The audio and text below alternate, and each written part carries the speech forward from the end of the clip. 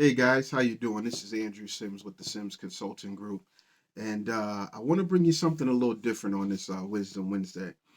I've been asked kind of repeatedly, do I offer career coaching and things like that? And it's something that I've hesitated to do simply because it takes a substantially long investment from the individual to really get all that you need when it comes to guiding and really kind of level setting your career expectations, where you want to be, the education that's behind it. It's a little more than solving a specific business problem because it factors in so many areas, including life, family, work life balance, and things like that. So it requires a little bit more work to a lot more work depending on the person.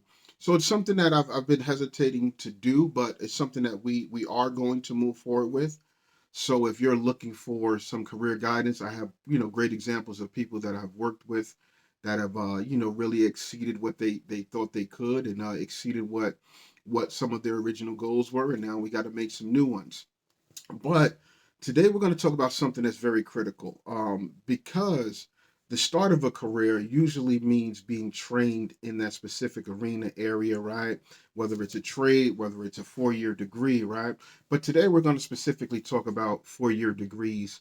We're going to talk about trades another week, and blue collar work is just as, in fact, in some cases, even more successful than white collar work. So that's something I want to make sure I dig into when it comes to statistics and data, before I speak on the totality of that. So that's going to probably be a couple of different videos. But today we're going to discuss something that I think is very critical, specifically to my community, the Hispanic community, marginalized communities, and things like that. Not to say that this only is inclusive to them, this is for everybody, but there's a mindset that we need to adjust based on my humble opinion. And it's about a college degree is an investment, not a trophy. And what I mean by that is we look at college degrees as, I got it, I want to put it on my wall, boom, I've made it, I've arrived. And that's, to me, that's not the right way to really go about looking at your college degree. You have to understand, first of all, a college degree is not for everybody. There are people that are tripling and doubling the salaries of people that have invested money in education as far as going to a college. So a college degree is not for everybody, but if this is something that you want to do, there's a right and a wrong way to look at this investment, because a college degree is an investment. It's not a trophy. It's not to sit on your shelf. It's not you're going to feel good about yourself with the accomplishment, but just feeling good about yourself is not the goal. It is an investment. It's supposed to produce a certain result. It's supposed to produce a certain dollar amount because the investment is in dollars. So the investment should pay out in dollars, not just good feelings. So I got 5 points here, and I'm going to highlight the points and kind of put some bullet points out there for you. Excuse me. So the first thing is and I wrote these down, is to analyze the long-term employment metrics that flow within your desired career industry. What is the outlook, the 10, 20 year outlook on the employment or career choice that you've made? Is it going to be needed 10 or 20 years from now?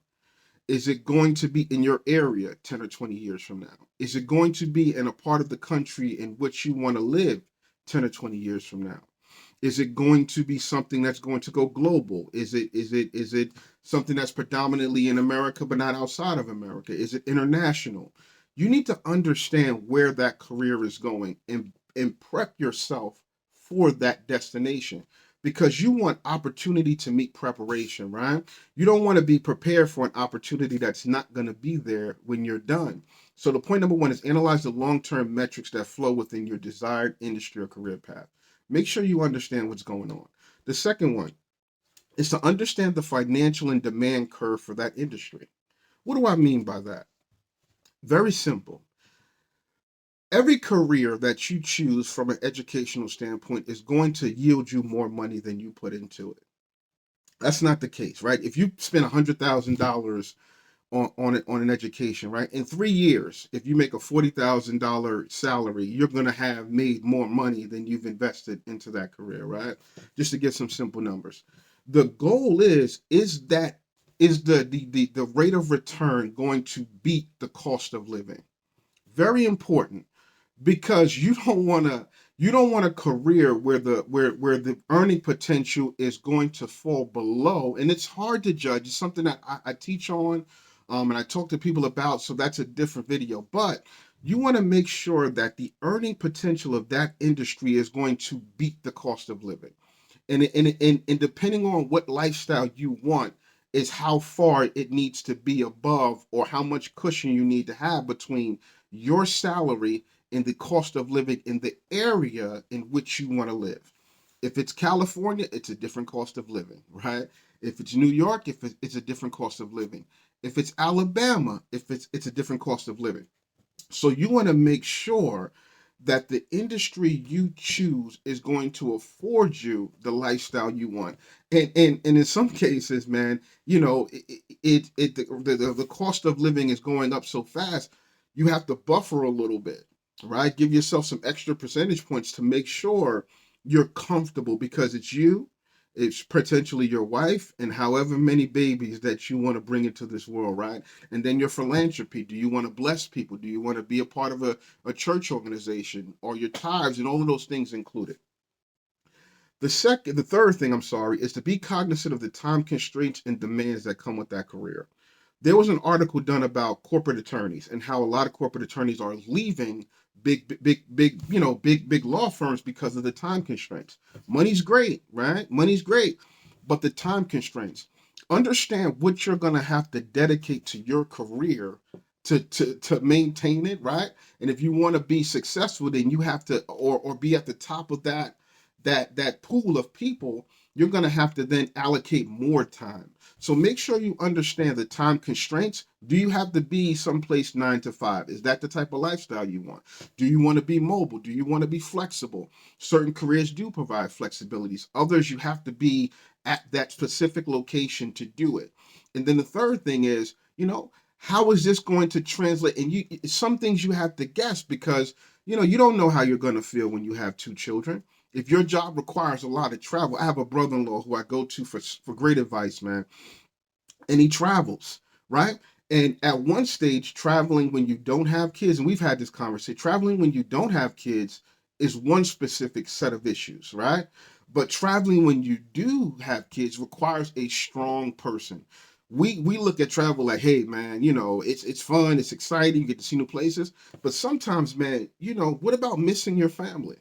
Are you going to factor that into the decisions you make when it comes to choosing a career? Because a college degree is an investment, it's not a trophy.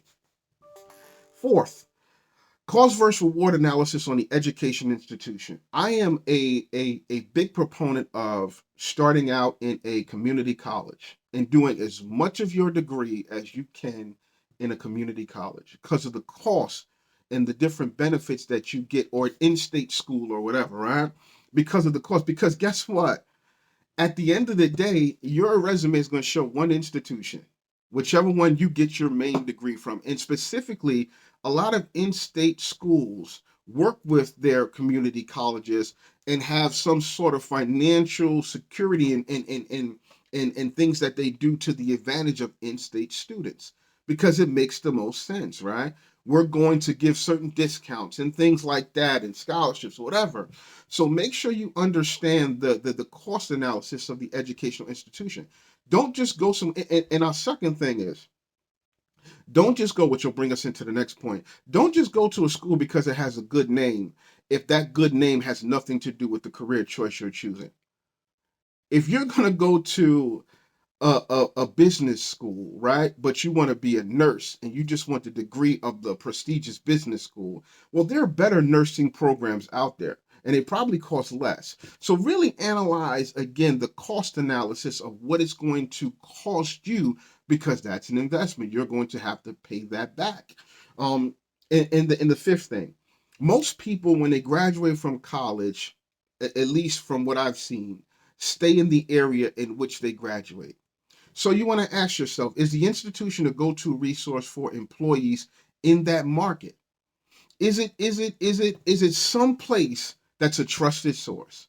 Are they producing good people in your particular field of choice? Right? Or are they known for, man, if you get somebody from that school, they may have great characteristics, but they don't know anything about what they're doing. because every school, it doesn't have the teachers that it needs to be really good in a specific area. Certain schools are geared to certain things, right?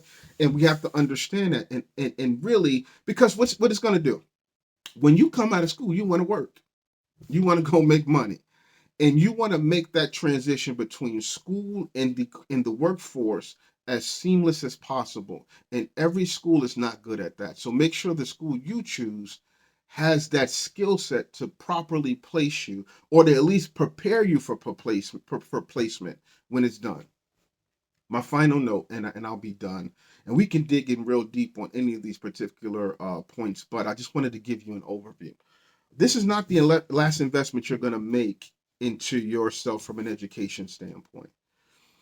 You have to, we say at the church, you have to be a forever learner.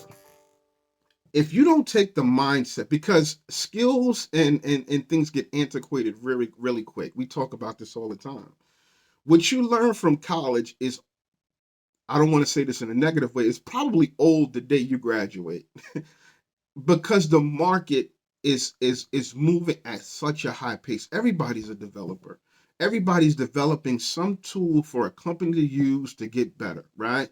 To get more proficient, more productive, make more money, blah blah blah blah blah. Everything is constantly moving, and if you don't want to run the race, make sure you pick a career where the race and the pace is slower than most.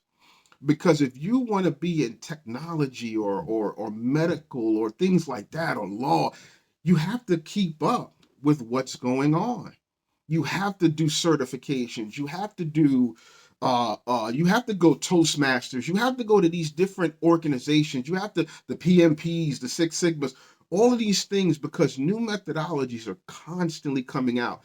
And some, yes, are better than what we did in the past. Some are not. There are policies and procedures that are stand the test of time. And there are other things that constantly update. Microsoft Windows, a new version every time you turn around, right? You need to understand that going in, that this is going to require a lot of work and a lot of dedication. And I'll end it with this. When you don't know what to do, right? And you got all this information to make a choice, and you want to make a choice, you go to God. Proverbs 3, verses 5 through 6 says, "Trust in the Lord with all your heart, and do not lean on your own understanding. In all your ways, acknowledge him, and he shall direct your path," man. That's where I start and finish. But if you want to start with building your data, that's fine. If you want to end, with prayer and start with prayer, whatever, trust God. Lean not totally to your own understanding. Understand these factors, gain this information, acquire this knowledge, take it before God, and move with peace. Once again, this is Andrew Sims with the Sims Consulting Group, man. Y'all be blessed. A college degree is an investment, it's not a trophy. College education is way too high for it to just be a trophy. Peace.